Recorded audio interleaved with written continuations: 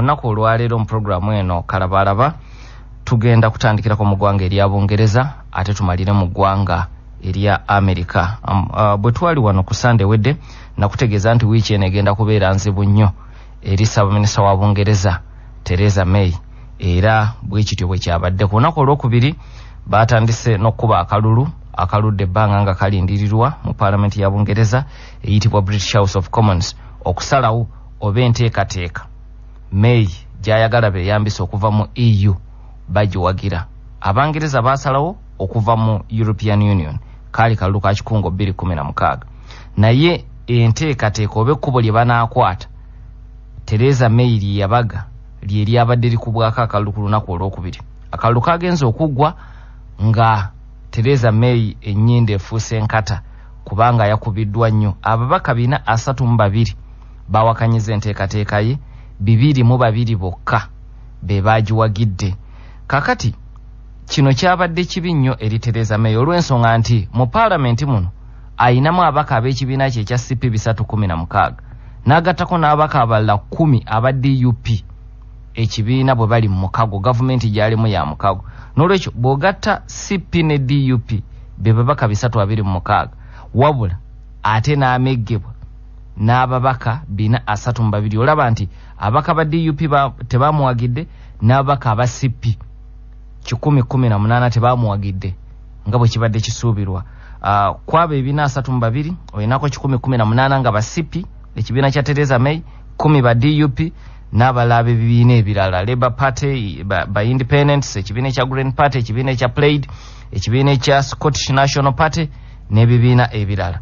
Abo be bawakanyiza Theresa May. Kakati enkeera Jeremy Corbyn omukulembeze w'oludda oluvuganya gavumenti n'afuna amaanyi tinga May ekiteeso kye bwe kigobeddwa ndowooza ababaka bajja na kumpagira okujja obwesige mu gavumenti ye mu mbeera etali ya bulijjo. Ababaka eggulo limu abawakanyiza ekiteeso kya Theresa May ate bwe kyatuuse ku kumugoba ku bwa Ssaabaminisita ate ekyo ne bakigaana era kaakalulu yakawangudde.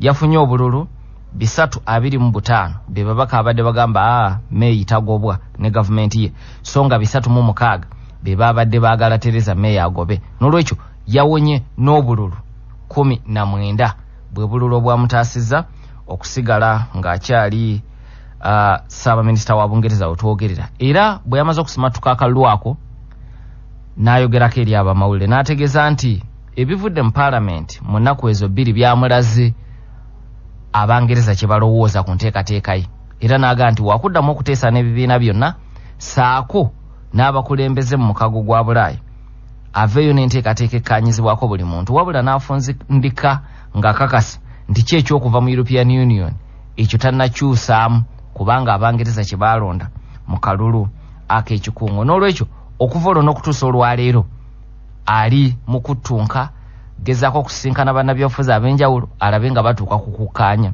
Okuva ku lwokubiri Theresa May tannawummulako kubanga ng'amaze okusimatuka akalulu akamugyamu obwesige yatandikirawo okwogera n'abakulembeze abalala ku lukalu lwa Bulaaya okulaba bayina bye bayinza okukkiriza akyuse mu nteekateeka ye yasooka, kubanga jjukira nga tannagireeta mu Paalamenti ya Bungereza yasooka gitwala mu European Union nekkirizibwa. Kakati Paalamenti y'e Bungereza n'egigaana. N'olwekyo bw'aba alina okugikyusaamu ate EU European Union erina ogikkiriza, kati nga tannaba kugitwalayo mu butongole alina okusooka okwogeraganya n'abakulembera amawanga ag'amaanyi kati mu EU okulaba bakkirize bye byakyusaamu. Abamu ku abo yayogeddeko nabo kuliko Ssaabaminisita wa Dutch Mark Rutte, ne kubeerako omukulembeze wa German Angela Merkel, ne kubeerako omukulembeze wa Bufalansa Emmanuel Macron, omukulembeze wa Ireland Leo Varadkar n'abalala. Ebyembi amawulire galaga nti bano abasinga obungi be yayogedde nabo nga si beetegefu kukkiriza nkyukakyuka Theresa May gy'ayagala okukola mu nteekateeka ye ey'okuva mu EU. Kakati ndowooza okusoomozebwa kwalina Paalamenti ya Bungereza mugabo yino bikyusa EU abakulembeze bw'ayogeddemu nabo mu ngeri etali ntongole bamugamba nti ffe ekyo kye twakkiriza era ne tuyisa tulaba nga kyekimala nga kyekitugasa ffenna nga twawukana mu bufumbo buno, kyekigasa Bungereza, kyekigasa European Union. Era omukulembeze wa Budaki n'owa German bobe basinze n'okukiggumiza mu lujjudde kubanga bayogeddekera n'abamawulire mu nsi zaabwe nga bagamba nti tebalaba nsonga lwaki enteekateeka eno ekyusibwa nti the deal could not be tweaked. Tebaagala ebeeremu nkyukakyuka yonna naye gye bataagala ebeeremu nkyukakyuka ate yagobeddwa mu parliament eya Bungereza. Kakati May ng'oggyeko okusoomoozebwa kwe yeesanzeemu mu bakulembeze b'amawanga ga Bulaaya amalala n'awaka alina okusoomoozebwa. Okusooka n'ab'oludda oluvuganya gavumenti Jeremy Corbyn kubanga ye ayagala nakalulu ka kikungo kalala ekibiina kye ekya Labour Party kyagala nakalulu ka kikungo akalala ekigambo Theresa May kyatayagala kuwulira. Wabula bw'ova ku bali ku ludda oluvuganya gavumenti ate ne munda mu kibiina ekya CP yadde bamutaasizza obutagobwa naye ate era balina obutakkaanya ku nteekateeka ky'empya gy'anaaleeta. Kankuwe ekyokulabirako ababaka abamu mu CP abakulemberwa Nick Boles ne Dominic Grieve. Dominic Grieve yaliko ne ssaabawolereza wa gavumenti ya Bungereza, musajja mugundiivu nnyo lwakuba kati backbencher mu kibiina ekya CP, mbaka wa parliament naye nga si minister. Dominic Grieve n'abalala enkya oba ku lwokubiri baagala okuleeta ekiteeso ekyongezaayo nsalesale 29 March kubanga okuva lwe batandika okukwata ekkubo ery'okuva mu EU kye bayita triggering article 50 nsalesale 29 March. Wabula European Court of Justice yasala omusango nega nti kati Bungereza eyina eddembe ku lwayo ng'eyita mu parliament okwongezayo ekiseera ekyo. Theresa May tayagala kwongezayo kiseera ekyo, agamba Abangereza tuyina kutambula ku nsalesale 29 bwe tulemwa tugende mu no deal Brexit.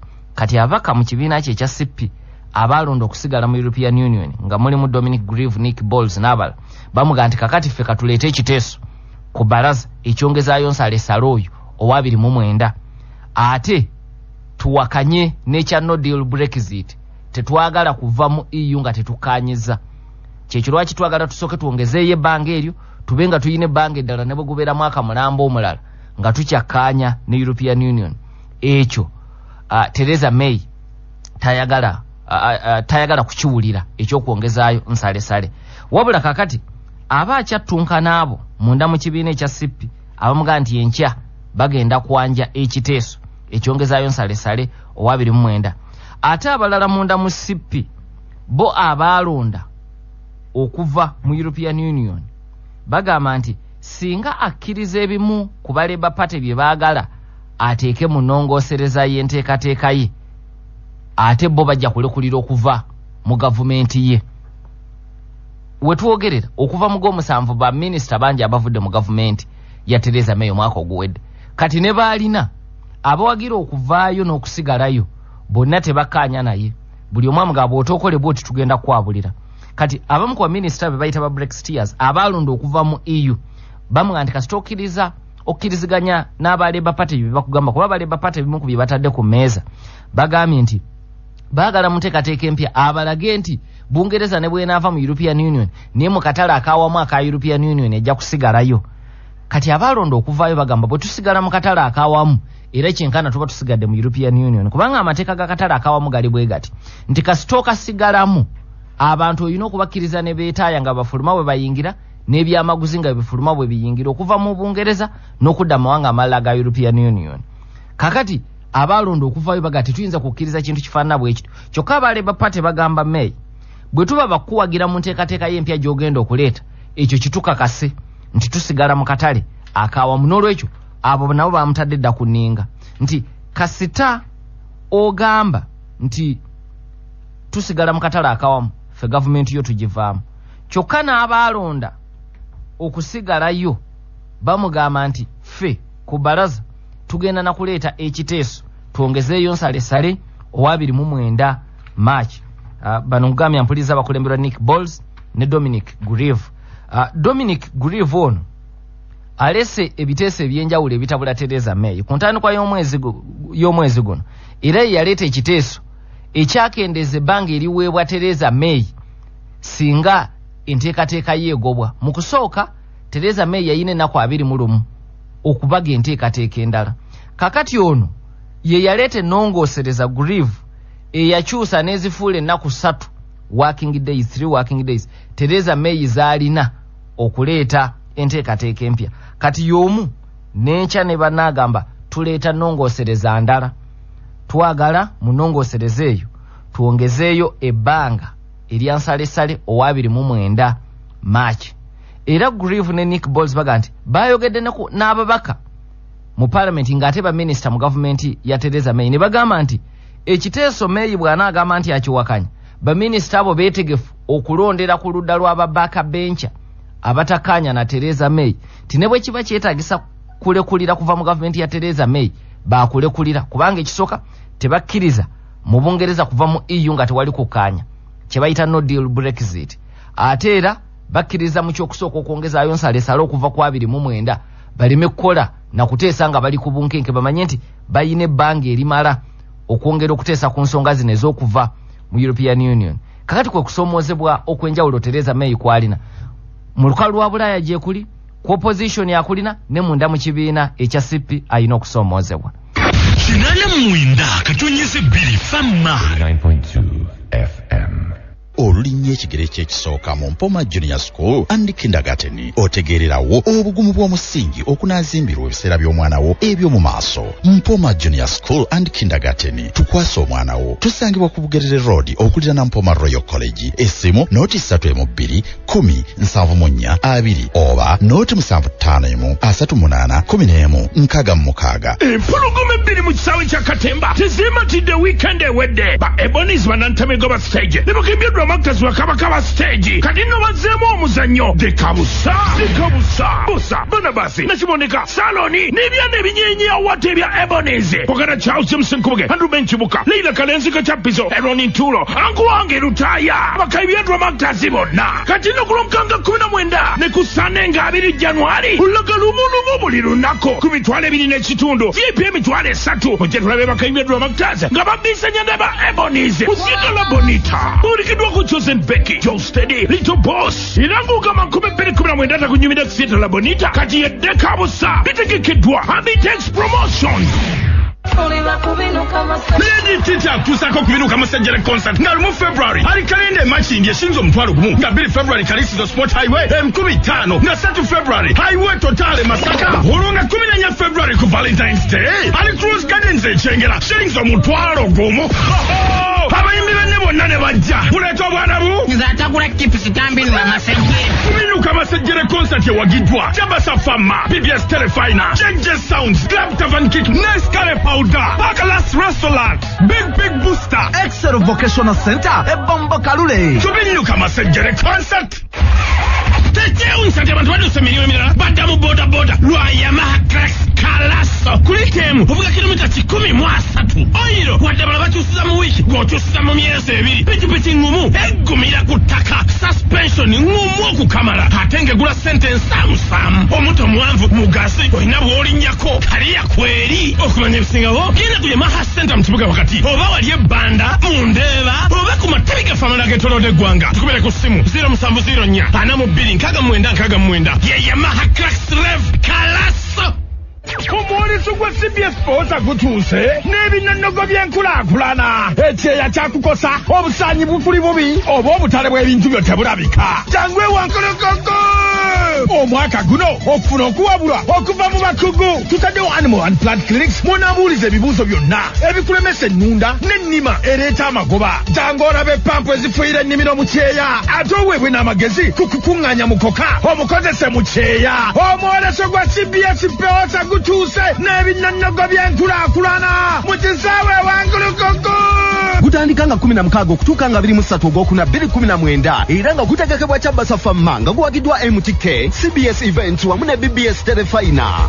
Oli ku Manduso oli wakati mu program kalabalaba ng'ekutuusibwako MTK Uganda Limited abalina obumanyirivu obusukka myaka 48 mu kukola eddagala ly'abantu ebirime n'ebisolo basangibwa ku MTK Building ku Nassa Road ne Nile Fishing Company abakutuusaako yinjini z'amaato ez'omulembe ne pikipiki za Yamaha. Atuwuliriza omulungi tukyali ffenna mu program kalabalaba tulina ba Nile Fishing Company nga bw'owulidde tewali kubuusabuusa abakutuusaako yinjini z'amaato empangaazi ezikyusizza obulamu bw'abavubi bangi okwetoloola eggwanga ate era nga bakulitira ne pikipiki y'ekika ekya Kalaso eyettaniddwa ennyo abavuzi ba boda olw'engeri gyekekkereza amafuta n'engeri gyekekkereza oil. Abavubi Nile Fishing Company ebategeeza nti ku Lwokuna luno yinjini empya zijja kuba zibatuuseeko mu bifo byonna we muzigula mu ba agents ab'enjawulo we mubadde muzijja. Mumanye nti okutandika n'Olwokuna zijja kuba zimaze okutuuka mu bifo eby'enjawulo okwetooloola eggwanga. Ate pikipiki ez'ekika ekya self kalaso naye ng'ekuba self zibadde zaggwawo. Kati tukutegeeza nti empya zazze mugende muzifune. Era ne tukujjukiza nti okusalawo kukwo naziri enkadde weeziri ez'okusamba obusambi ne bw'oba oyagala ekola byombi ekuba serefu ng'ate era yakusamba nazo kaakati zaakomyewo mu bungi. Spare ye wakujja ng'ennaku z'omwezi 10 February ajja kuba atuuse mu bifo eby'enjawulo okwetooloola eggwanga mu mwezi ogwokubiri, n'olwekyo tewaba kubuzaabuza nti bw'ogula pikipiki ya kalasa ate spare ajja kukutawaanya. Gyekwate ejja kukyusa obulamu bwaye. Ne tukujjukiza nti tobuzaabuzibwa bw'oba oyagala okumanya ebisinga. Waliwo abantu bangi abeefuula ba agent ba Nile Fishing naye nga si ba agents. Kakati mwabasobodde okulaba ku kalenda eza Nile Fishing Company zeesaasaanyizza mu bifo eby'enjawulo okwetooloola eggwanga. Kalenda ezo eza Nile Fishing Company ziriko amasimu ago gakube ofune amawulire amatuufu agakwata ku Nile Fishing Company ne ba agents oleme kubbibwa bagezigezi. Mu kiseera kyekimu era tuli naba Glorious Kindergarten and Primary School Masanafu mu Lubaga Division begulidde erinnya mu kusomesa amagezi ag'omutwe eby'emikono kono okutumbula ebitone by'abaana. Baga nti ebisulo bya mulembe nnyo eri abava ewaka ate mwe school vans weziri ku miwendo egy'okutegeeragana. Abaana baliisibwa bulungi nnyo, ebikozesebwa mu kibiina omuyizi abifuna ku ssomero ate ku bwereere. N'olwekyo bakujjukiza nti okuwandiisa abayizi kugenda mu maaso ku ssomero buli lunaku okuva ku nasale okutuuka ku kibiina eky'omukaaga. Management yekutuusizzaako bino ate nekujjukiza nti mu bigezo ebya P7 ebyafulumye ku lunaku olwokuna abayizi baabwe bonna baayitidde mu ddaala lisooka ly'essomero erya Glorious Kindergarten and Primary School e Masanafu mu division y'Erubaga. Osobola okuba ku ssimu zino okumanya ebisingawo 0702 60 7220 oba 0772 90 7220. Ampuliriza nyongero bebaza olw'obubaka bwemutuweereza ku mulamwa gwe tutandikiddeko. Onagaye ye Lord Councillor Ismail Damba akiika mu lukiiko lwa KCCA agamba nti yalaba nga no deal Brexit yejja okubeera ennyangu eri Theresa May. Ate ono n'agamba atya naga nti yenze Eugene Semakula okuva mu kitongole ky'obwannakyewa ekya Accord naga it's in the best interest of the European Union to make it harder for any member to leave. Kwe kulaba kwe Eugene Semakula ndowooza yeesigama ku biri byentandikiddeko nti abakulembeze abala mu European Union bagaye Theresa May nti tebaagala kukkiriza nkyukakyuka yonna ku ebyo bakkaanyako mu kusooka. Kati Eugene Semakula aga nti kigenderere amawanga amala mu European Union okulaga nti kyabulabe gwe okusalawo ng'ensi okuva mu EU, n'olwekyo bayina obulamu okubufuula nga buzibu eri eggwanga erya Bungereza. Rashid Sekindi aga nti mbuuza Theresa May n'ababaka be bo tebatuulamu mu kokasi eya CP ne bamala okukkaanya ku kye baagala okuyisa batuula mu kokasi. N'ekyo olina okumanya nti mu mawanga ago agaakula ne bwe mutuula mu kokasi memba wa ddembe okwawukana ne pozishoni yammwe eya kokasi. Tekimenya mateeka era tekikutwazisa mu kakiiko ka mpisa. N'olwekyo mu kifo ky'okukkaanya obukkaanya olina okufuba okulaba nti obakuyiga tojja buzi nti eno ye party position mugiwagire. Bwe batyo batambula bakyola nti si byangu nnyo. Brian Mayanja okuva mu lupapula olwa New Vision aga nti May seems to be facing a serious political impasse. Noga nti olowooza ekibiina kye ekya CP kinaasobola okuwangula akalulu akaddako. Okusoomozebwa kunene kusoomozebwa kunene naye nkakasa nti kuno si kusoomozebwa kwa CP kwokka. Okumu kusoomozebwa Bungereza kwe yeeteekamu kwe kusooka okulonda okuva mu European Union naye nga tebamanyi kiki kituufu kye kitegeeza kye baali balonze. N'olwekyo May ne bw'avaako kati n'oleeta omukulembeze wa Labour Party ajja kwesanga mu kusoomozebwa kumpi kwe kumu olw'ekyo kye baalonda. N'olwekyo kyewakyola nti ne Corbyn mu kibiina kye ekya Labour Party bw'agamba nti tugende mu referendum abantu baddemu okusalawo ku nsonga eno. Si buli mubaka wa Labour Party nti yamuwagira kuba abamu mu constituency gye bava ate abantu balonda kusigala mu kuva mu EU. Kakati bw'ogamba nti ate badde mu kalulu ak'ekikungo basalewo oba basigala mu EU, ababaka abo oyinza obutabazza mu kalulu kasita bawagira ekya referendum empya. N'olwekyo okusoomozebwa Bungereza kwe yeesanzeemu kunene nga bwe nayogera wiiki ewedde nti mu modern political history kino Bungereza kyetuuseemu wiiki eno ebadde tekibeerangamu. Kyekyo lwaki bagamba nti ne mu kalulu May ke baamukubye ku nnaku olwokubiri teri Ssaabaminisita wa Bungereza abadde yali akubiddwako mu kalulu mu ngeri eyo okuva mu mwaka gwa 1924. N'olwekyo twogera ku biseera ebitali bya bulijjo mu byobufuzi by'eggwanga erya Bungereza. Kakati ensonga ya Bungereza njagala ngiwunzike ngende mu ggwanga eri Amerika. Naye waliyo vaawo mpitewo w'amaanyi wetwogerera wakati kwa President Donald Trump ne Speaker wa Congress omujja omukyala Nancy Pelosi. Ampuliriza Nancy Pelosi tanaweza na mwezi kubwa Speaker wa Congress y'eggwanga erya Bungereza.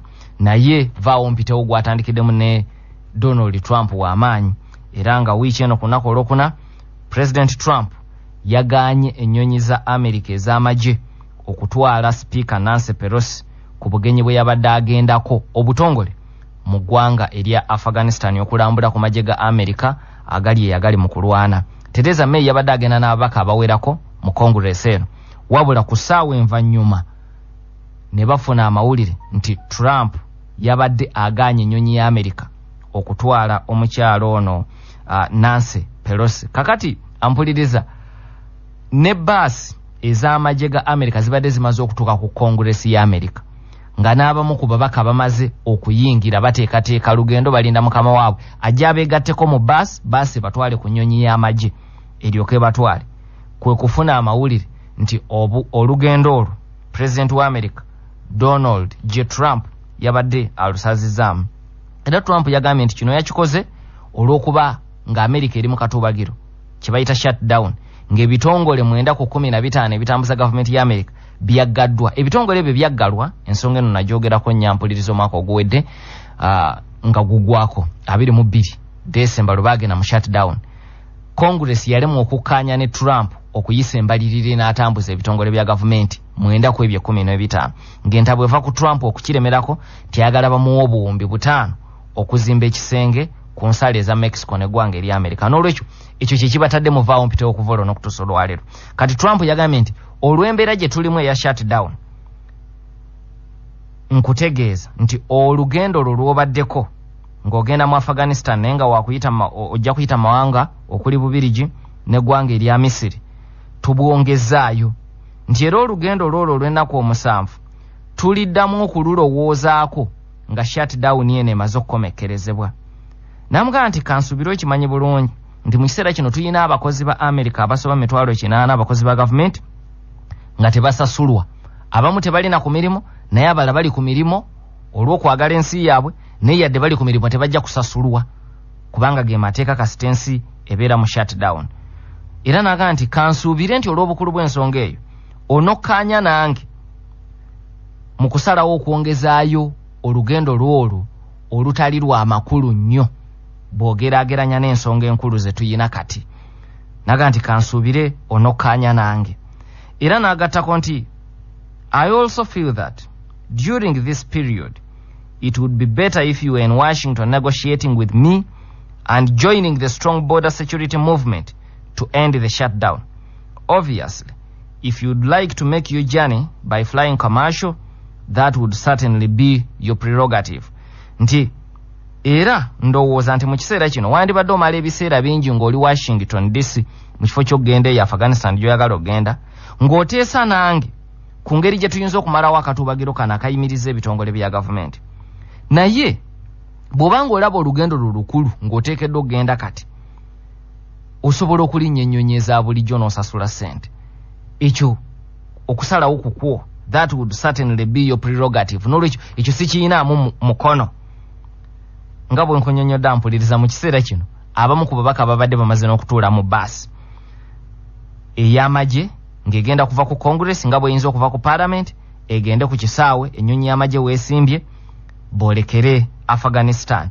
Mu bamu ku babaka babadde batudde ku baasi eyo mwe muli ssentebe ow'akakiiko mu Congress ya Amerika akavunaanyizibwa ku by'obukesi Adam Schiff okuva mu ssaza ery'e California ne mbeeramu ne ssentebe w'akakiiko akavunaanyizibwa ku nsonga z'amawanga amalala Elliot Engel okuva e New York. Bano bonna bana Democrat saako n'abalala mwabaddemu ne bamemba ba Republican Party nga bagenda mu Afghanistan.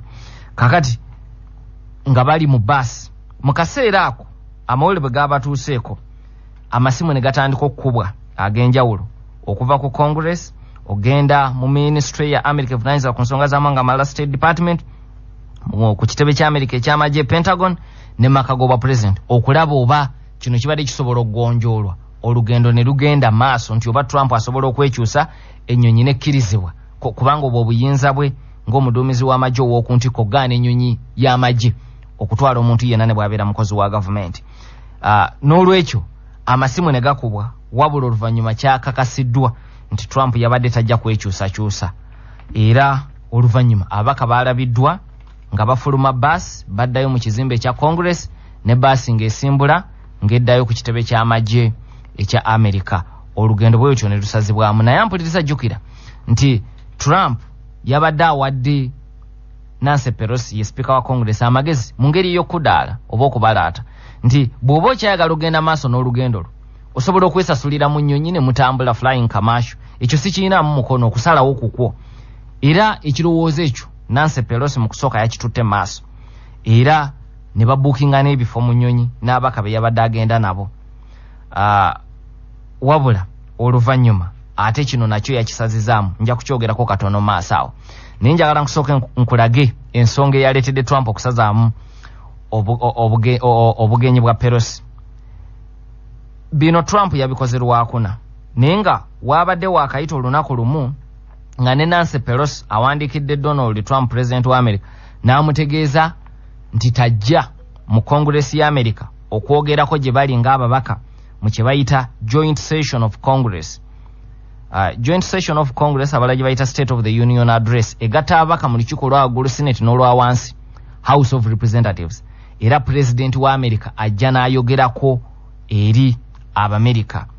Mu nkola ebaawo president yategeeza speaker nti yeetaaga okujja okwogerako eri Congress ku nsonga enkulu ne speaker n'amuwandiikira ebbaluwa emukakasa nti jangu tukwaniriza era tukulinze ku lunaku bwe luti. Era ebbaluwa eyo Nancy Pelosi yagiwandiika ng'ayita Trump ajje ng'ennaku z'omwezi 29 January ayogereko gye bali era emu ku nsonga enkulu Trump gye yali ateekateeka okwogerako ye y'ekisenge kino kyayagala okuzimba ku nsalo eza Mexico n'eggwanga erya America. Wabula ku lwokusatu Nancy Pelosi kwe kumuwandiikira ng'amugaa nti obugenyi bwo buyimirizeemu era naye ensonga gye yeesigamako ya shutdown n'aga nti tujja kukkiriza gye oyogereko gye tuli nga shutdown yene emaze okuvaawo. Jjukira ne Trump mugaana olugendo lwa Nancy Pelosi naye yagambye shutdown naye ne Nancy Pelosi ye yasooka ku lwokusatu n'amugamba tujja kukkiriza okujja wano nga shutdown emaze okuvaawo. Namugamba naye bw'olanga ebigambo byagala okwogera bikulu nabyo tebisobola kulinda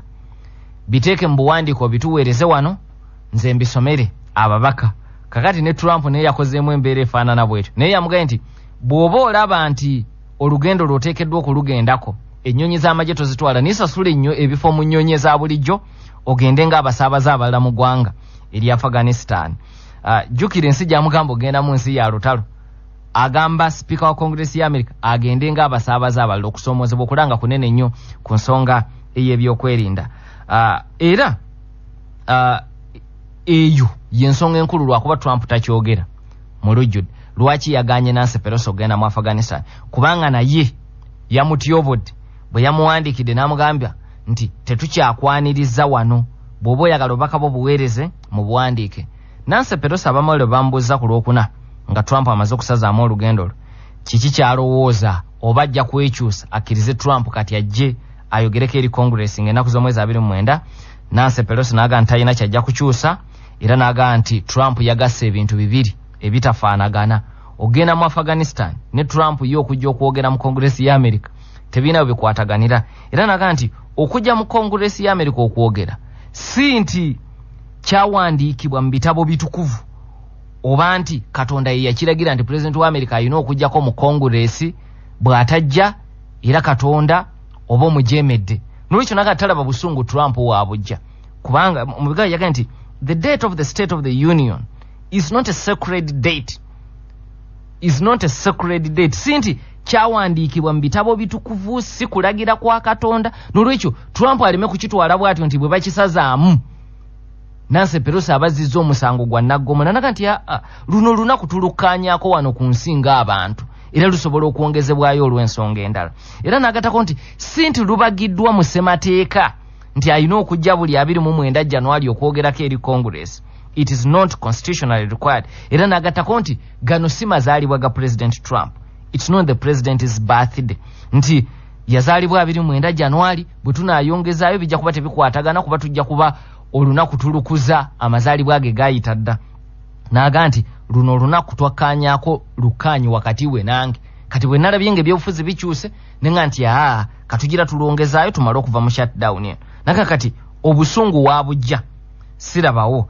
Era naga nti yensonga lwaki nagamba president nti tujja kukkaanya ku lunaku olulala olutayina mutawaana ojje oyogere wano mu Congress ya America. Kati abamu ku babaka mu Senate abawagizi ba Trump babadde batandise okuwa Trump amagezi nti nga address mu joint session bweganye osobola okujja n'oyogerera eno mu Senate waggulu kubanga mu Senate Trump yasinzaayo ababaka naye nayo wali okusomozebwa kwayo katujje.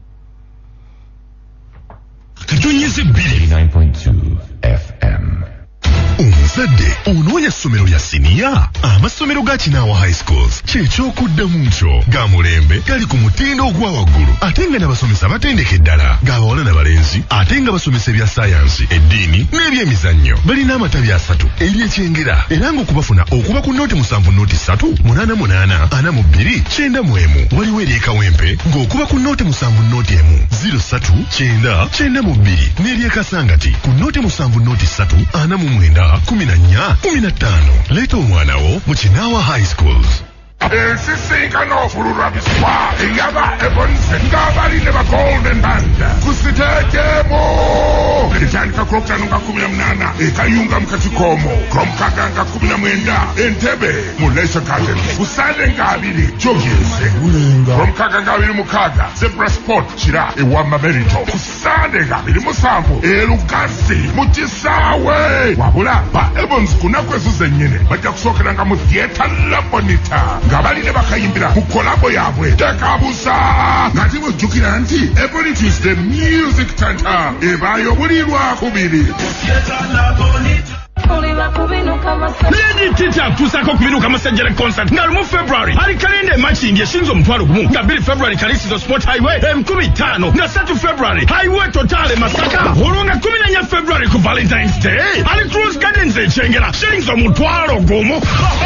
Abayimbira ne bonna ne bajja kuleeta obwana bu nzatakula kipusi tambini wa masajjere kubinuka masajjere concert ewagiddwa Jabasa Fama PBS Telefina JJ Sounds Club Tavern Kick Nescale Powder Bakalas Restaurant Big Booster Excel Vocational Center Ebombo Kalule kubinuka masajjere concert ba Ebons ne Golden Band babano musisinkano de kabusa oweri mwana atemya ku 2 Saturday nga 26 January gatukulawo ekifama tendo Zebra Sport ekira mu maaso g'eggomolola Ebons bakuzanyira omuzannyo gwabwe ogw'ekyasa hoba okugeza abantu obuwama olw'okusaana nga 27 bakiridde Lugazi mu kisaawe kya Meta olwo batukubiriza tukeereko anti batandikirawo olwo nga 18 balitandikira Kayunga mu Kakikomo nga 19 Leisure Park Entebbe mu Kitooro nga 2 George Bulaga bonna tuyingirira mutwalo mu nsisinkano ya Golden Band ne ba Ebon oli ku Manduso Chabasa Fama ne program Kalabalaba ng'ekutuusibwako MTK Uganda Limited abalina obumanyirivu obusukka myaka 48 mu kukola eddagala ly'abantu ebirime n'ebisolo basangibwa ku MTK Building ku Nassa Road ne Nile Fishing Company abakutuusaako yingini z'amaato ez'omulembe ne pikipiki za Yamaha.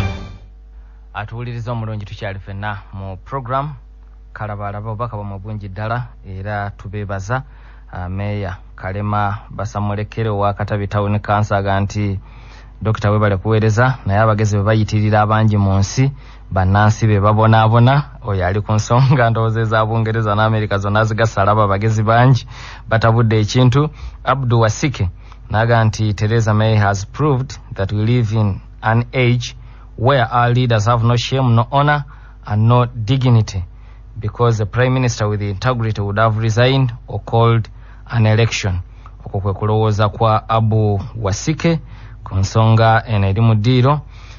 Onaga Deputy Mayor wa Lubaga Mulangira Sumani Ntale n'abuuza nti during the shutdown kitwala banga chi president wa America okulagira akaseera akakabenje kakati shutdown n'akabenje tebikwatagana.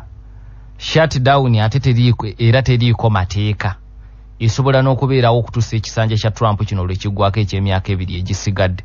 Era yagamba ekyo kisoboka kasita tebamuwa buwumbi butaano. N'olwekyo teri mateeka agamba nti shutdown enakoma ku nnaku bwe ziti. Ekirala ky'obuuzizza nti shutdown kitwala banga ki US president okulagira ekiseera ekyakabenje president yakirangirira okusinziira bw'alabye embeera nga ye omuduumizi w'amagye ow'okuntikko nti ensi eri mu kiseera ekyakatyabaga eyinza n'okusaanyizibwawo. N'olwekyo n'akirangirira olw'okusoomoozebwawo. Kati Trump kyazaayogera ekikyamulemye okuteeka mu nkola. Agamba ensonga y'abagwira abayingira mu Amerika agirabanga evaamu okukosa ebyobutebenkevu bwa Amerika. N'olwekyo eyo nsonga emumala okulangirira ekiseera ekyakabenje. Naye akyatidde okukikola.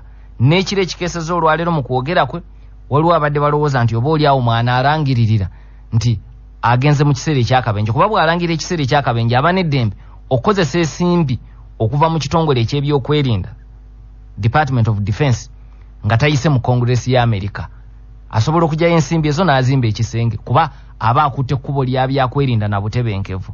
N'olwekyo ekyo kikyali eri Trump okusalawo ddi lw'anaakikola. Naye nga bwe tunaalaba maaso okusinziira ku byayogedde ekiro ekikeeseza olwaleero alabika Trump tajja kulangirira state of emergency. Mwetegefu okwogeraganya n'aba Democratic Party. Bw'owuliriza ebigambo byayogedde ekiro ekikeeseza olwaleero mwetegefu okulaba nga batuuka kukkaanya. Alabye ekyokutiisatiisa ne state of emergency tekisobodde kuseeseetula ba DP yadde fuuti emu bweti. Bw'owuliriza okwogera okw'ekiro ekikeeseza olwaleero.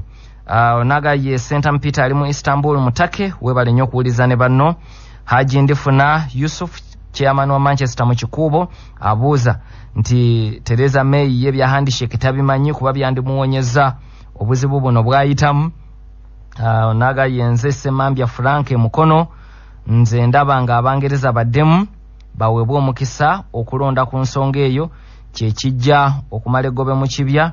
Haji Gava Masaka agamba olowooza Theresa May tatuuse okulekulira olw'akazito akamuteereddwako. Singa abadde Ssaabaminisita mulala yandibadde yalekulira dda. Sina kazito ke tutuuseeko wiiki eno. Bingi byayiseemu mu bbanga ery'omwaka ogumu oguyise nga bw'aba muntu mulala bw'otunula abazze babeerako Bassaabaminisita ba Bungereza aba yalekulira. Ne Theresa May yakulaga nti mukyala alemera ku nsonga era nga mwetegefu okuggusa ekyo. Kaakati kyakkiririza mu kusooka yali takkiririza mu kuva mu EU. Naye Abangereza kasita baasalawo nti bava mu EU kati yagamba obuvunaanyizibwa okuteeka mu nkola Abangereza kye baasalawo. Onaga nti yenze Sebale Hassan ekyotera programu agiweereza muzeeyi we Mwami Kasekende Muhammad Kasenyi Kochi mwebale nnyo bannaffe okutuwuliriza oludda olwo. Obaka bwamwe bungi era tubwebaza kanjira mbukomyawo ate nzireyoko wetwamalidde nga tunuulira olugendo lwa Speaker wa Congress ya America Nancy Pelosi. Trump lwe yasazizaamu ng'agaana ennyonyi y'amagye okumutwala ne ttiimu ye mu ggwanga erya Afghanistan. Wetugenda okumula nkutegeeza nti Trump ng'amaze naye okulemesebwa okujja okwogera mu Congress ya America. Abamu ku babaka ne bannabyabufuzi abamuwagira bamuwadde amagezi nti akyasobola okujja n'ayogerera mu Senate lw'olukiiko olwa waggulu kubanga yo mu Senate yasinzaayo ababaka. Era Nancy Pelosi talinayo buyinza. Wabula okusoomoozebwa kw'alina bw'aba wakujja kwogerera mu Senate era kubeeramu engeri y'okupondooka nti omaze kulemesebwa kwogera eri Joint Session of Congress. N'olwekyo era abaanafuyiziddwa. Okusoomoozebwa okulala okukiriko nti okwogera kuno okukkirizibwa ababaka ku 10 abatuula mu Senate eno 6 balina okukkiriza ng'ekiteeso kiyita mu Senate Trump okujja okwogerako eri bobo ke-10 abali mu Senate kwa aba House of Representatives abatajja kwogera nabo nga Nancy Pelosi agaanye. Kaakati mu Senate eno wetwogerera mu kulonda okwakaggwa Republican Party yalina ebifo 5 mu kimu mu kisanja kiri neeyongerako ebifo 2 kati balinayo ababaka 5 mu 3. Kitegeeza nti ekiteeso kino okuyita balina okuyega ababaka ba DP 7 babeegatteko babaweza ababaka 6 bayise ekiteeso Trump alyoka ajja ayogereko eri Senate yokka. N'olwekyo olaba nga okusoomoozebwa kunene Trump bwaba wakujja okwogerako eri Congress ya America ekyandisinze okuba ekikulu kukkaanyana Nancy Pelosi speaker naye bw'anaayagala okuyita mu ddinisa amakuuli gakyali mangi gayina okubuuka. Nakunnyonnyodde ampuliriza nti Trump mu bbaluwa ye yawa Nancy Pelosi amagezi mu ngeri y'okuddaala oba okubalaata nti bw'oba olugendo lw'olaba ng'oteekeddwa okulugendako osobola okukozesa ennyonyi za bulijjo kye yayise flying commercial. Kakati Nancy Pelosi naye yakitwala nga kikulu era n'ateekateeka n'agenda maaso ne babuukinga n'ebifo alinye ennyonyi n'ababaka be yalina okugenda nabo bagende mu Afghanistan okulambula abasirikale ba Amerika abali mu kulwana. Wabula ku ssaawa envanyuma ate olugendo olwo nalwo Nancy Pelosi n'alusazaamu ku Lwokutaano. Era mu kiwandiiko ekyafulumiziddwa omwogezi we Drew Hamill ye mwogezi wa Speaker wa Congress ya America yagambye nti oluvannyuma lw'okuwabulwa Minisitule ya America evunaanyizibwa ku nsonga z'amawanga amalala gye bayita State Department tukirabye nga kijja kuba kya bulabe okukkiriza Speaker n'ababaka okugenda mu Afghanistan kubanga Drew Hamill yannyonnyodde mu kiwandiiko kyo nti State Department yabagambye nti kasita President Trump yatadde olugendo lwabwe mu lujjudde nawa gye banaayita kyabadde kimaze okuteeka obulamu bwabwe mu katyabaga n'ennyonyi ze banaalinnya eza bulijjo ebifo we banaayitira kuba oli bwamanya nti ennyonyi eno omutujju n'amanya nti ennyonyi eno eriko Speaker wa Congress ya America bw'ogitulisa eggulire ly'oba okoze libadde n'ennyo. N'olwekyo State Department neebalabula nti mukama waffe Trump kasita yayasanguza olugendo lwammwe n'engeri gye lunaafaanana si kugamba buga nti mugenda mu Afghanistan naye muteekateeka kuyita eno n'eno ebyokwerinda byammwe byongedde okubeera mu katyabaga muli mu bulabe si mwe mwekka n'ennyonyi ya bulijjo gy'onoolinnya ggwe Pelosi n'ababaka babiri bw'enaaba eriko abantu abala 200,000 nabo ojja kuba obatadde mu katyabaga kubanga oli asobola okugitulisa nga ayagala kusaanyawo ggwe n'ababaka naye n'abantu abalala basaalumanya ne bafiiramu ti ate n'eri gye mugenda amagye mugenda gateeka mu katyabaga kubanga abalwanyi abatalibaani nabo kibanyumira nnyo okukola obulumbaganyi ng'omunene wa Amerika yenna gy'ali bayinza obutakuba ggwe wooli naye yonna gye bali kasita bategera nti waliwo Amerika ali mu nsi nga w'amaanyi bwe babakolako obulumbaganyi gulire libadde ne kubanga buli mukutu oguliwandiikako bawandiika bwe bati be battiddwa nga Speaker wa Congress ya America yakatuuka. N'olwekyo abatalibaani basinga okulwana nabo mu Afghanistan oba oyongedde okubawa amaanyi okukola obulumbaganyi mu nnaku zino 7 Nancy Pelosi zaateekateekamu ogenda okukola obugenyi bwe mu Afghanistan. Kakati eyo Minisitule ya America ey'amawanga amalala gye bayita State Department ye yalabudde Nancy Pelosi nti oli wa ddembe naye kimanye nti kasita President yasomodde ebikwata ku lugendo olwo n'abiteeka mu baamawulire olugendo tukuwa amagezi olukyuse lubeerewo omulundi omulala era bw'atyo Pelosi n'alusazaamu ng'omwogezi w'amaze okufulumya ekiwandiiko ne Pelosi kennyini oluvannyuma yayogeddeko eri abaamawulire naga nti kikyamu nnyo okuwa ebikwata ku lugendo lw'omukulembeze mu Amerika yenna ng'agenda mu kifo ekirimu olutalo. You never give advance notice of going into a battle area. Naga nti ekyo tekikolebwa. Naga nti perhaps the president's inexperience didn't help him understand that protocol. Nti ndowooza president olwokuba talina bya bumanyirivu mu bya bukulembeze ekyo kyambeeredde kizibu okutegeera wabula n'anenya abo abamulya mu ngalo n'abamuwa amagezi nti bo bakugu mu nsonga zino bandibadde bamubuulira obuzito bw'ensobi eyo gye yakoze. Naga yoba oli awo ayinza okumuddira mu kubanga ebyobukulembeze tabiinaamu bumanyirivu naye baasinga okwewuunya be baba muli ku lusegere nti nabo tebaategedde bulabe buli mu nsonga eyo ey'okuteeka olugendo lwaffe mu lujjudde wabula amaka g'obwa pulezidenti mu Amerika geegaanyi nti go si ge gaafulumizza amawulire agakwata ku lugendo lwa Nancy Pelosi luno oluli kamaasho kuba nkugambye nti bwe yagaanye Trump oli olw'okukozesa ennyonyi y'amagye namuga oli wa ddembe okukozesa ennyonyi za bulijjo ogenda mu Afghanistan era Nancy Pelosi n'abuukinga ebifo n'ababaka be yabadde agenda nabo okugenda mu Afghanistan. Kakati olugendo olwo olwokubiri nalwo lwasomoddwa ne lugenda mawulire nti kakati Nancy Pelosi amaze okugula tiketi z'ennyonyi agenda noono era baakuyita wano bwe wati ne bwe wati okusinziira ku tiketi z'ennyonyi ezigenda okubatambuza. kati Pelosi agamba naga amawulire Trump ye yagasomodde era naga nti kyabulabe era kikyamukolebwa omukulembeze gw'eggwanga erya Amerika. Kakati amaka g'obwa president ekyo gakyeganye ne gagamba ebyo sife twabitadde mu mawulire nti wabula Nancy Pelosi amanye ekintu kimu nti office gyalimu y'amaanyi okubeera speaker wa Congress wa America. Tinolwekyo speaker wa Congress ya America tasobola kugula tiketi ya nnyonyi ng'agenda kutambula n'ababaka 20 ng'agenda genda mu nsi erimu olutalo lwa Afghanistan. Amawulire ago ne gasigala wakati we ne kampuni y'ennyonyi emuguziza tiketi. Yabagambye nti akimanye ebbanga ly'amaze mu byobufuzi Nancy Pelosi mu Congress amaze emyaka egisoba mu 3.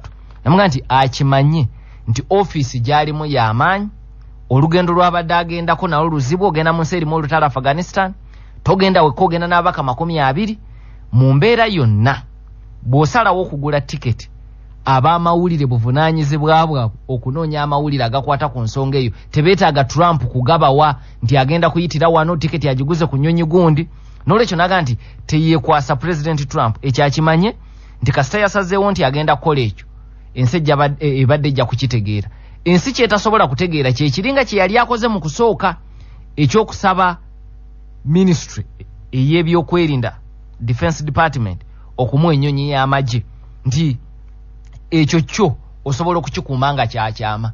Naye kasita osalawo genda mu nnyonyi eza bulijjo nga z'abadde ayagala okutambuliramu kibadde kizibu nnyo okukikuuma nga kyakyama era tasaanye kunenya muntu yenna yenenye yekka eyabadde asazeewo okutambula ng'omuntu wa bulijjo naye ng'olugendo lwagendako luzibu ate ng'agenda mu nsi erimu olutala. Mpuliriza tugenda kuwumulamu katono ate era tukomewo twongere okutunuulira ensonga mu ggwanga eri Amerika. Vaawo mpitewo wakati wa speaker wa Congress ya America Nancy Pelosi ne Donald J. Trump president. Tewali lusozi teri kiwonvu boda ku boda mu ggwanga 9.2 FM. Enjoy your money. Don't you changa ngazi bayo nakusima egenda kutaba nnyo obulamu bugenda kunyumira lugogo gamba kunkumulira endongo amazina nja kugasakata mu bisoko namaze n'okugogola emimiro mama ne taata n'omwana baleete togenda kusanga byesitala lugogo kwikatovo okuyingira kiyinza emitwalo 2 VIP emitwalo 5 olunaku lukuziddwa lwakuwummula nga 26 January mu Kono Colin Hotel nga 7 Luwero mu kisaawe ekyotera liyo nga 9 February yona shillings omutwalo gumu olwoku Valentine nga 14 February mu Freedom City ali ne Rema Nabakula shillings omutwalo gumu omwaka lutalo yagwetise mujja tumuwagire iti zote unatereka za nani watoto watakolezawe siwagidwa Afrisel Musa Bode Rose Foam Mattress John Kala Solutions Prime Complex Bukede TV Ebizigo Roxy Petroleum Jelly Capital FM Sema Properties Nebitegekebwa Get the events. Enjoy your money. Don't you changa ngazi bayo nakusima egenda kutaba nnyo obulamu bugenda kunyumira lugogo gamba kunkumulira endongo amazina nja kugasakata mu bisoko namaze n'okugogola emimiro mama ne taata n'omwana baleete togenda kusanga byesitala lugogo kwikatovo okuyingira kiyinza emitwalo 2 VIP emitwalo 5 olunaku lukuziddwa lwakuwummula nga 26 January mu Kono Colin Hotel nga 7 Luwero mu kisaawe ekyotera liyo nga 9 February yona shillings omutwalo gumu olwoku Valentine nga 14 February mu Freedom City ali ne Rema Nabakula shillings omutwalo gumu omwaka lutalo yagwetise mujja tumuwagire iti zote unatereka za nani watoto watakolezawe siwagidwa Afrisel Musa Bode Rose Foam Mattress John Kala Solutions Prime Complex Bukede TV Ebizigo Roxy Petroleum Jelly Capital FM Sema Properties Nebitegekebwa Get the events. Oli kumanduso oli wakati mu program kalabalaba ng'ekutuusibwako MTK Uganda Limited abalina obumanyirivu obusukka myaka 48 mu kukola eddagala ly'abantu ebirime n'ebisolo basangibwa ku MTK Building ku Nassa Road ne Nile Fishing Company abakutuusaako yinjini z'amaato ez'omulembe ne pikipiki za Yamaha.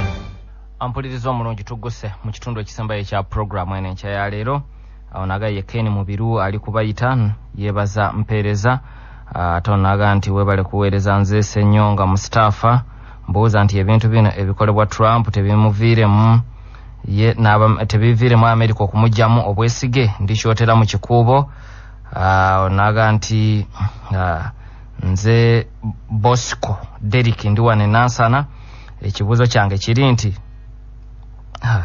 ate ampuliriza WhatsApp ya CBS eno 89 kasitoji kubaka essimu obole message n'abalabo n'abaweereza obubaka okubusoma nolwekyo twefuge tuweerezeko buweereza message ku WhatsApp ya 89 CBS FM bw'okuba essimu ng'ani mu kusoma bubaka ate oba obitabudde. Mbadde ku Bosco Derrick enansana ekibuzo kye kiri nti Trump yeraliikirira bagwira bonna okujja mu Amerika oba bo bokka abava mu Mexico kubanga kye kimuzimbisa ekisenge wakati wa Mexico na America. Kati Mexico ye gateway y'abagwira mu America naddala abava mawanga amangi ennyo okuva mu Latin America.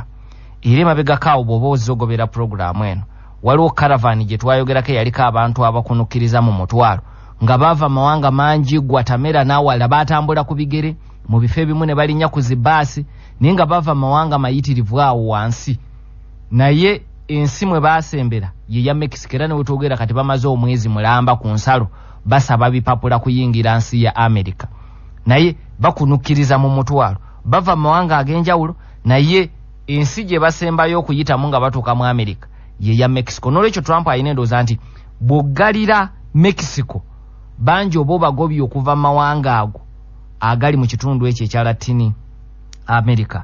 Kansubire nkuze bulungi Derrick n'abalaba badde bayina ekibuzo ekyefaananyiza mbwe ekityo Sempijja Peter agamba ali Lubaga yeebaza bwebaza namwe mwebale okutuwuliriza.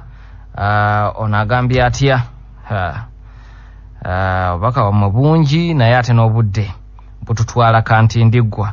Onaga ye Sheikh Abubakar Muwonge agamba naye ali Kyengera naye yeebaza mpeereza. Niyo mulala wano baka bwamwe bungi ddala mbalabye mwenna muzeeyi kato n'abalala naye obaka katubukomyawo olunaku olwaleero atumbe program ampuliriza nkutegeezezaako emabega kawo nga tunagenda mukumuna nti ekiro ekikesezo olwaleero Trump azze okwogerako eri eggwanga ku nsonga zino ezikwata ku kisenge era okwogera kwe kubaddemu enkyukakyuka y'amaanyi ku Trump gwe tumanyi ku nsonga eno ez'ekisenge ne vaawo mpitawo gye yatandikira America ogenda mu shutdown ku nkomerero y'omwaka oguwedde. Ekiro kya leero akigumiza nti kyekisenge akyakyagala n'obuwumbi obutaano abwagala era tajja kuteeka mukono ku mbalirira yonna enaava mu Congress ng'obuwumbi obutaano tebuliemu wabula n'agamba naye alina ebimu ku ebyo by'atayagala nga mwetegefu okubikola okusanyusa aba DP nabo bamuwe kyayagala ye atandise okuseeseetuka naye agamba nabo baseeseetuke basisinkane wakati.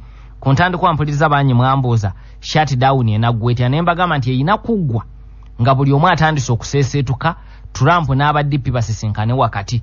Kati Trump yasoose okuseeseetuka ekiro ekikeeseza olwaleero. Obuwumbi obutaano akyabwagala naye ayina by'ayagala okukolako aba DP bye bazze bamubanja. Ekyokulabirako waliwo enteekateeka eyitibwa DACA, Deferred Action for Childhood Arrivals. Enteekateeka eyo yayanjulwa Obama. Mu America waliyo abantu abasoba 800 nga bajja mu America ng'abaana nga tebannaweza myaka 18 mu bumenyi bw'amateeka bajja n'abazadde baabwe. N'olwekyo bo tosobola kubasalira musango gutali gwabwe kuba baali tebeesalirawo. Kati Obama kwe kuyisa enteekateeka eyo ya Deferred Action ebataase babe nga tebasobola kugobwa nga banoonya okutereeza ebiwandiiko byabwe ate era babe nga ne mu kiseera ekyo nga bakyanoonya okutereeza ebiwandiiko babe nga baddembe okukola emirimu mu America bafune work permits. Trump enkola eyo yagivumirira mu kalulu mwonna era bwe yajja azze agirwanyisa emyaka 2 gy'amaze mu ntebe. Aba DP ekimu ku kye babadde balemerako nga bamugamba ne mu kuteesa okwasooka eri emabega ku nsimbi z'ekisenge nga mugamba nti n'okuwa akawumbi akamu n'obukadde 3 bo ze bamuteera mu budget baga nti oyina otukakasa nti abantu bano abagwa mu kiti ekyo togenda kubafumuula mu America.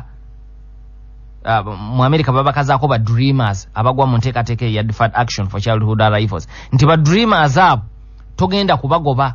Kati Trump abakakasa nti ba dreamers be mwagala ennyo mu aba DP be mutiitiibya yadde sibaagala mbawaddeyo emyaka emirala 3 nga bali wano. Kitegeeza ekisanja kino akkiriza kijja kuggwa kuba kibulako emyaka 2 akkiriza kijja kuggwako nga tazeemu kubataataaganya songa buli babadde bakeesa lukya nga nkoko ya mutamiivu buli lunaku nga Trump agamba nze ngenda kubagoba.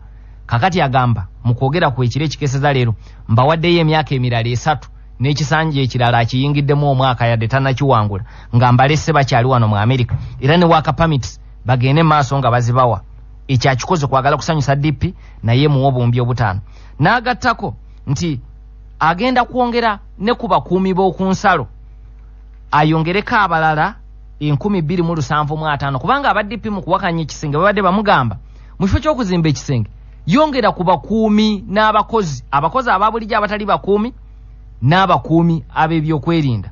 Kijja kuyamba okumalawo ebizibu byonna ku nsimbi ntono ng'ate toyonoonye ensimbi za mwamusolo kuzimba kisenge. Kati baga ekisenge nkyakyagala naye n'abo ngenda kubateekawo 2,750 ngenda kubongerako.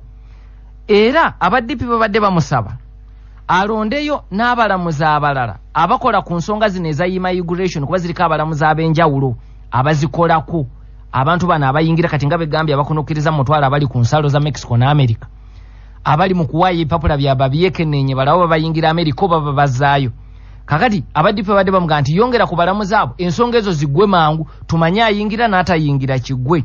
Kati Trump aga nti ngenda kulondayo abalamuzi abo immigration judges 750 ebyo nabikoze kusanyusa DP. Wabula bw'amaze okubyogera aba DP bo tebannaba kuseeseetuka. Speaker Nancy Pelosi byonna biyise non-starter. Aga nti ebirowoozo bye byonna ye kyayita compromise it's a non-starter. Si bye twagala oyo ye speaker gwe yaganya ogenda mu Afghanistan. Songa akulira ba na DP mu Congress mu Senate ya America Chuck Schumer ate yaganya nti Trump kyalowooza nti compromise alinga ayagala okututeeka mu buwambe nti ayina kumala kukola kino tumukolere kino tulina kumala kukola kino akole kiri. Naga nti ebyo byonna byaliko tetubikkiriza. Kyetwagala asooka ayise embalirira agiteekeko omukono eyayitawa akkirize tuyise embalirira nga teri mu buwumbi bwe butaano shutdown tugiveemu bwe tumala okuva mu shutdown olwo twogere ku nsonga ze ez'ekisenge twongere okuzoogerako sizavaawo mpitewo nti bwe zitakolwako leero America eggalawo ez'ekisenge. Kakati ampuliriza Trump aseesetuse aba DP tebannaba kuseesetuka mu bigambo ebisoose bye boogedde. Katulabo bawiiki eno weenaggwerako etandika banaaba batandise okuseesetuka. Nancy Pelosi, Chuck Schumer n'abalala mu kibiina ekya Democratic Party. Nkwagaliza ekiseera ekirungi. 89 katonyeze 2 Chabasafama emanduso ku simu yo mu motoka yo na buli wooli. Weebale kuwuliriza 89 katonyeze 2 Chabasafama emanduso radio y'abavubuka ab'omulembe Omutebi. Okuva mu kitongole ky'amawulire ekisinga obunene mu ggwanga kya CBS FM 89 katonyeze